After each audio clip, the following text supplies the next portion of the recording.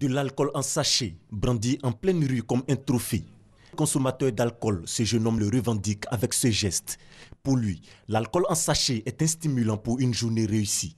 C'est normal, c'est le liqueur. Donc le liqueur qu'elle a, on peut consommer ça, puis il n'y a pas de problème. Ça, consommer, c'est une inspiration. Les sachets, aujourd'hui là, c'est un peu mieux parce que ça fait de l'économie. Dans cette rue, non loin de la gare routière à Adjamé, des sachets en quantité jonchent le sol, preuve d'une consommation certaine. Le produit se vend et se consomme bien, au prix de 100 francs tout au plus, dans les commerces et dans les rues. Une opportunité d'affaires pour certains. Ça, je prends pour nourrir ma famille. J'ai 6 enfants, ils sont à l'école. Je me débrouille avec mes enfants, avec ça. Depuis quand j'ai commencé à vendre les sachets. Et pourtant, la consommation d'alcool et puis en sachet peu fiable constitue des risques de santé pour la population. C'est un alcool dont on ne connaît pas souvent le dosage, comment il est fabriqué, où il est fabriqué, qui est derrière.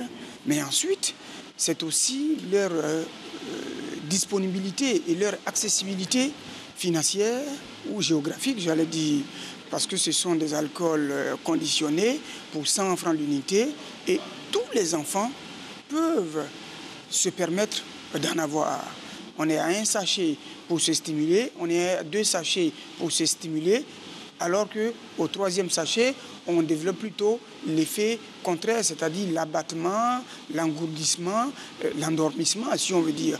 C'est un phénomène tout doux qui arrive. Vous pensez que vous êtes le maître de la substance, vous en achetez quand vous pouvez, mais après c'est la substance qui s'impose à vous. Après c'est la substance qui vous dit, levez-vous et allez m'en acheter. Voilà.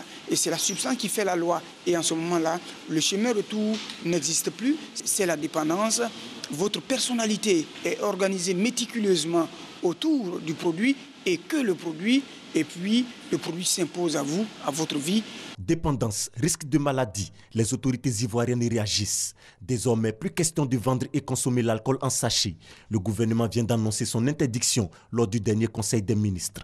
Au titre du ministère du Commerce, le Conseil a adopté une communication relative à l'interdiction, la production, l'importation, la commercialisation, la détention, l'offre à titre gratuit d'alcool, d'eau de vie, de liqueurs et autres boissons spiritueuses en sachet plastique ou en berlingot. Donc ces produits qui, pour la plupart, entrent sur le territoire national de façon frauduleuse, notamment par la contrebande, pour l'essentiel ne respectent pas les normes de dosage prescrites, constituent ainsi une réelle menace pour la santé des consommateurs. Une décision diversement appréciée. On va supprimer tous les chassés, même les chargeurs, les chauffeurs, tout. Même ceux même qui ne sont pas chauffeurs, même tout le monde boit chasser. On va supprimer chasser, mais pas chasser, même ça détruit. C'est quelque chose qui n'est pas bon, ça détruit.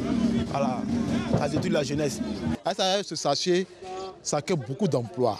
Regardez même, quand tu dis que tu descends à Djamé, à ta Boboska, à Djamé, partout là, toutes les filles qui se promènent, au moins plus de 1000 personnes vendent la boisson en sachet.